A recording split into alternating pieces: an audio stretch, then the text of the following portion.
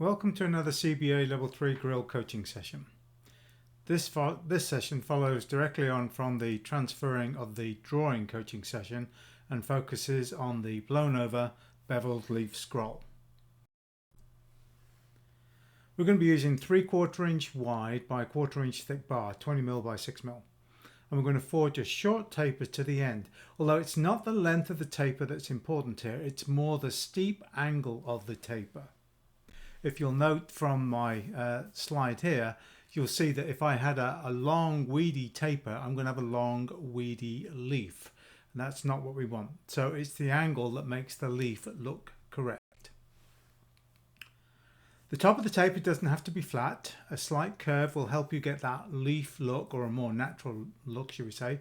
You do, however, need to taper the thickness of the bar down to the tip of the leaf.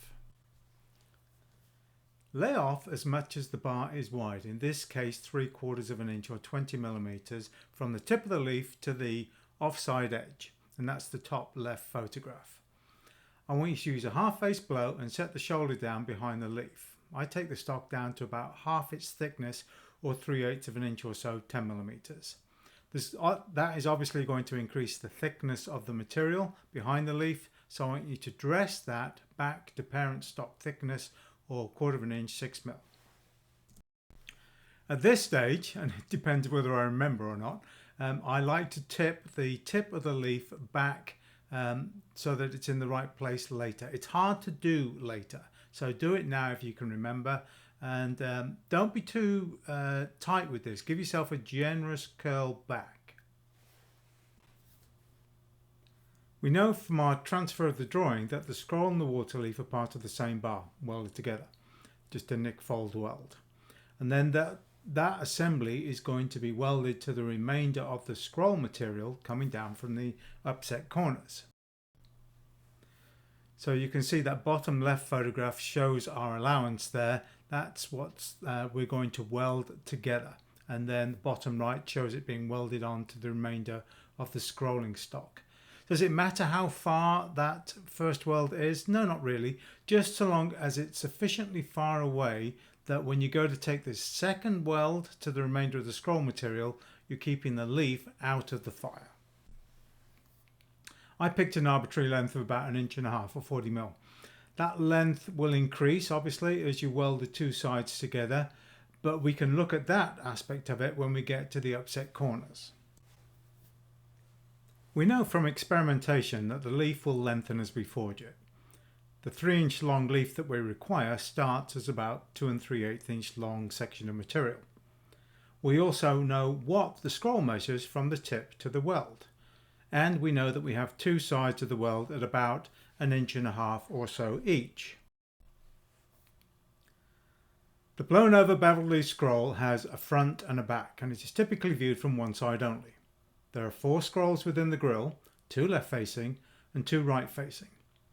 When you transfer the marks of the anvil to your bar, mark 2 scrolls with the step of the leaf up and 2 with the step of the leaf down. What that's going to do for you, it's going to put the center punch marks on the beveled side and the shoulder side of the leaf. Beveled side of the scroll, shoulder side of the leaf. And that center punch mark is going to be lost in the forge weld.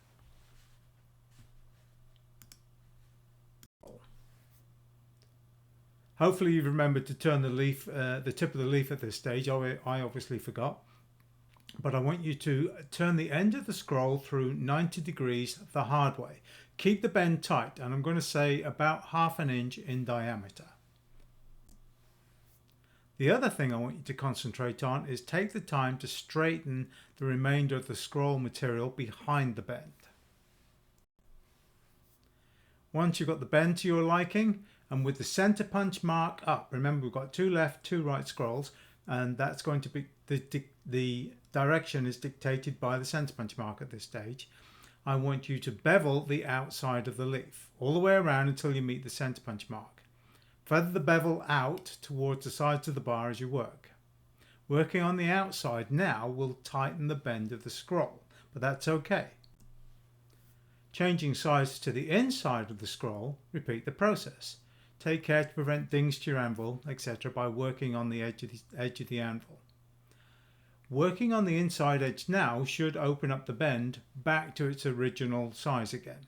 And here is our finished result, and you'll notice it's a single line going round the bend, and then it starts to bifurcate or divide and starts to work its way out towards the edge, hopefully getting to the edge at around about the center punch mark.